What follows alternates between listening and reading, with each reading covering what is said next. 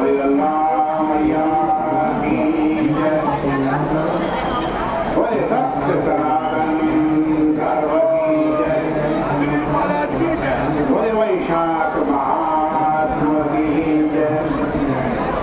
पतित पावनी कलिमल हारिणी मंगल कारिणी मोक्षदायिनी माँ गंगा मैया का ये पवित्रतम तीर्थ हर की पैड़ी ब्रह्मकुंड है। वैशाख का पावन महीना चल रहा है। वैशाख महात्मा के 17वें अध्याय पर हम पहुंचे हैं। मिथिला देश के राजा जिनका नाम शुद्ध कीर्ति है, उनको सुखदेव जी वैशाख के धर्म की कथा सुना रहे। वैशाख धरवान फल प्रदान भूयोऽपि शृण्वतश्चासि तृप्तिर्नास्यापि मानव यत्र चाकेतो धर्म यत्र विष्णु कथा शुभा यच्छास्त्रं शृण्वतो नैव तृप्तिर्वर्णरसायन। मिथिला देश के राजा ने प्रश्न किया कि हे मानव, इहलौकिक तथा पारलौकिक समस्त फलों को देने वाले वैशाख मास के धर्म को बारंबार व अधिक से अधिक सुनते हुए मुझे आज भी तृप्ति नहीं हो रही, अर्थात सुनने की बार बार इच्छा हो रही है।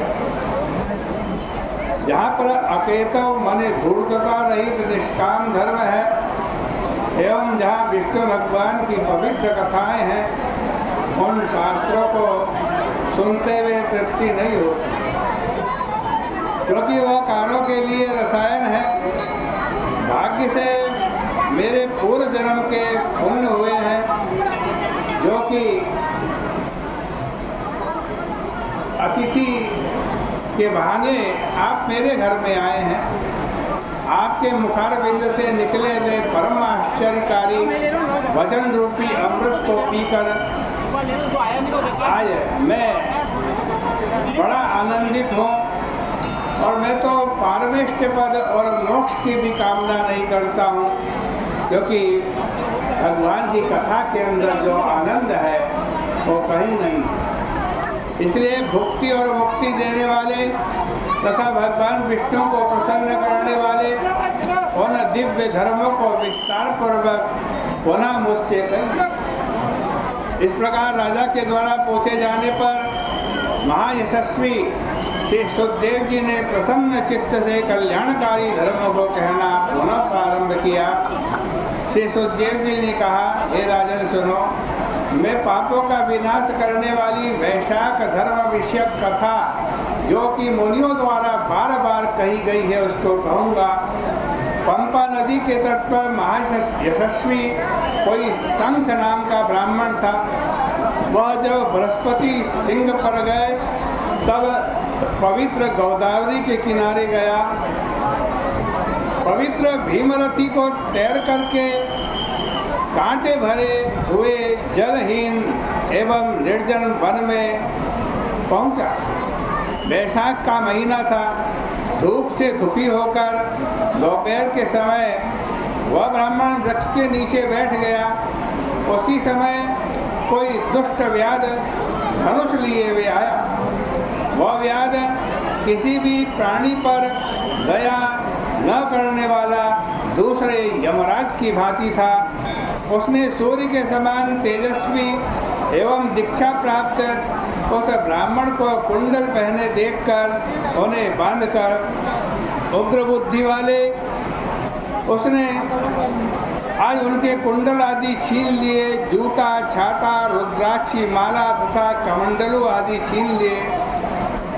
उसको छीन लेने के बाद ब्राह्मण को बंधन से छोड़कर उस मूर्ख ने कहा, जाओ।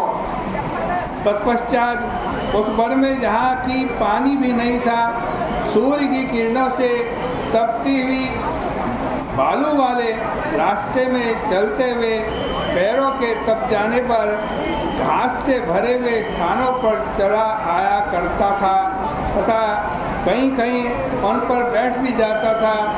वह मुनि तेजी से चलता, कूदता, टप्पी मारता तथा कहीं बैठता हुआ हाय हाय करता हुआ आज अतिशीघ्र चल रहा था। दोपहर के समय उस विकल मुनि को पृथ्वी पर गिरा पड़ा देखकर उस धर्म विमुख भाग बुद्धि व्याध के हृदय में दया आई और उसे सुख देने वाले पाद रक्षा यानी जूते में दे दूं, ऐसा उसके मन में आया।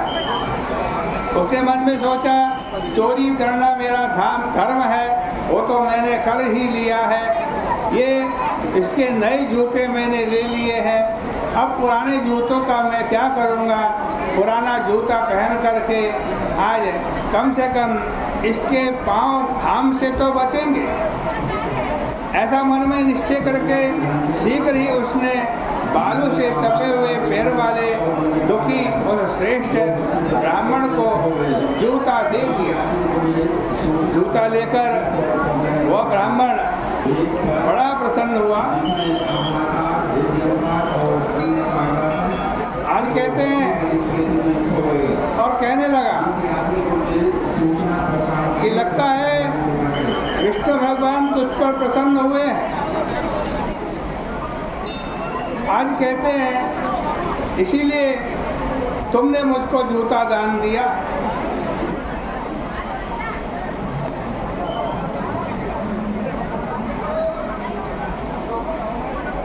तूने अवश्य ही कोई ना कोई बड़ा पुण्य किया होगा। तुझ दुष्ट बुद्धि पर आज प्रभु प्रसन्न हुए। सभी बड़ी से बड़ी वस्तु को प्राप्त करने पर जो सुख मिलता है, आज वही सुख मेरे को इसे जूते से प्राप्त हुआ। उस प्रसंग ब्राह्मण की बात को सुनकर वो व्याध बड़ा चकित हुआ। उसने ब्रह्मवादी वैदिक ब्रह्मनिष्ठ ब्राह्मण से पुनः कहा, महाराज मैंने आपको क्या दिया? मैंने तो तुम्हारा ही दिया है। तुम्हारा जूता पहले वन में छीन लिया था, इस वन में तुम्हें वापस कर दिया। इसमें मुझे पुण्य कैसा लगेगा? वैशाख की प्रशंसा तुम करते हो, ये वैशाख क्या है? भगवान की तुम प्रशंसा करते हो, विष्णु भगवान कौन है? मेरी सुनने की अभिलाषा है, मुझसे कहिए। इस प्रकार व्याध की वाणी को सुनकर शंख मुनि बड़े संतुष्ट हो गए।